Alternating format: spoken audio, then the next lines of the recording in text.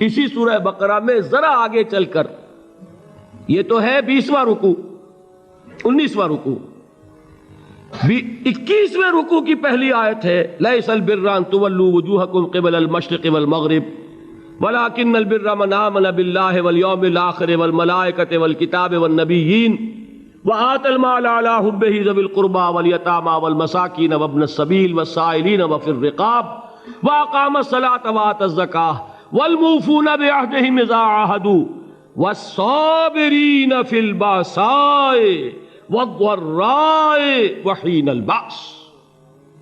اب یہ آیت جو ہے سورۃ العصر میں جو مضامین آئے تھے سارے اس میں موجود ہیں۔ وہاں ایمان کا لفظ آیا، یہاں 5 ایمانیات کی تفصیل آ گئی، اعمال کی تفصیل آئی، اور آخری بات وہاں کیا ہے وَتَوَاصَوْا بِالصَّبْرِ، اور یہاں کیا ہے وَالصَّابِرِينَ فِي الْبَأْسَاءِ وَالضَّرَّاءِ وَحِينَ الْبَأْسِ، اور صبر کرنے والے، اصل نیکی ان کی ہے جو صبر کریں، کس میں؟ جنگ کے وقت، ذرائے، بأسائے، بأسا کہتے ہیں فقر اور فاقہ، واحد آئے گا باس تو اس کے معنی جنگ، اور بأسا جمع میں آئے گا تو فاقہ، فقر، بھوک، اور ذرائے جسمانی تکلیف، ضرر، جسمانی تکلیفوں میں صبر کرنے والے، فقر اور فاقے میں صبر کرنے والے، اور جنگ کے وقت صبر کرنے والے، اولئک الذین صدقوا واولئک هم المتقون، یہ ہیں وہ لوگ جو صبر کرنے والے ہیں، یہ ہیں جو سچے ہیں، جو اپنے دعوے میں نیکی کے اور ایمان کے صادق ہیں، اور یہی وہ لوگ ہیں جو متقی ہیں۔ اگلی صورت ہے سورہ آل عمران، اس میں 2 لفظ آئے ہیں، آخری آیت یا ایھا الذین آمنوا اصبروا وصابروا ورابطوا واتقوا اللہ لعلکم تفلحون۔ دیکھیے یہاں صبر اور صابر جو تعلق جہد اور جہاد کا ہے وہی ہے صبر اور مصابرت۔ صبر ایک طرفہ عمل ہے، آپ جھیل رہے ہیں، برداشت کر رہے ہیں، صبر علی المعصیہ، صبر علی الطاعہ، صبر علی الابتلاء، یہ سب کیا ہے؟ صبر۔ اور مصابرت کیا ہے؟ صبر کا صبر سے مقابلہ۔ یہ سورہ آل عمران، اب وقت نہیں ہے میں آپ کو سناتا اللہ تعالیٰ نے کیسے کیسے مسلمانوں سے کہا، مسلمانوں تمہیں زک پہنچی ہے تو انہیں بھی تو پہنچی تھی، ان کے 70 نہیں مارے گئے تھے بدر میں، ان کے حوصلے جو ہیں وہ تو پست نہیں ہوئے، وہ اگلے سال آ گئے تم پر چڑھائی کر کے، تم کیوں اتنا برا مان رہے ہو؟ تمہارے دل اتنے زخمی کیوں ہو گئے؟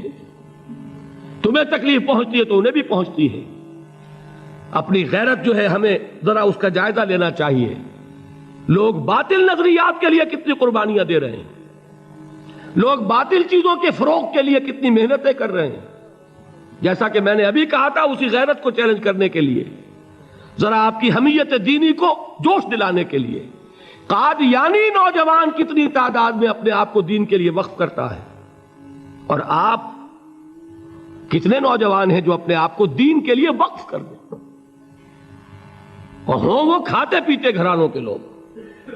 یہ نہیں ہے کہ اگر کوئی اور کام نہیں کر سکتا تو پھر یہ ہے کہ وہ دین کے کام میں لگ جائے۔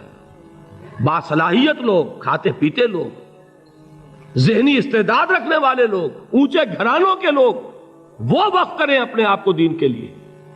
اس کے بغیر کیسے باہر آ جائے گی، کیسے رونق آ جائے گی؟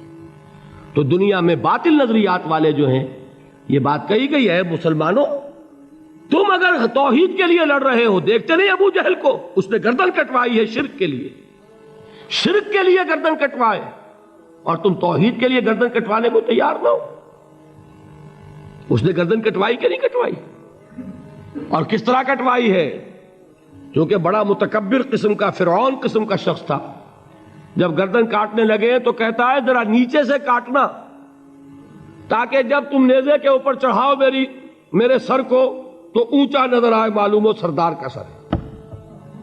وہ بدبخت مرتے ہوئے بھی جو اس کی کیفیت تھی نا، اس کو ذہن میں رکھیے۔ تو یہ اس لوگوں نے قربانیاں دی، جانیں دی، تو فرمایا اگر تم ان سے زیادہ قربانی نہیں دو گے، یہ جو نوٹ کر لیجئے اس کو، مجرد اگر حق کو غالب کرنا اللہ کے ذمے ہو تو آنے واحد میں غالب کر دے گا، تمہیں تکلیف ہی دینے کی ضرورت نہیں۔ سمجھ رہے؟ کیا اللہ کے مقابلے میں کوئی باطل کی طاقت ٹھہر سکتی ہے؟ یہ تمہارے ایمان کا امتحان ہے، یہ تمہارے خلوص کی آزمائش ہے، یہ تمہارے امتحان کا ثبوت درکار ہے کہ اللہ تعالیٰ دیکھنا چاہتا ہے تم اس کے لیے اپنی جانیں قربان کرنے کو تیار ہو کہ نہیں، تم اس کے لیے تن من دھن لگانے کو تیار ہو کہ نہیں۔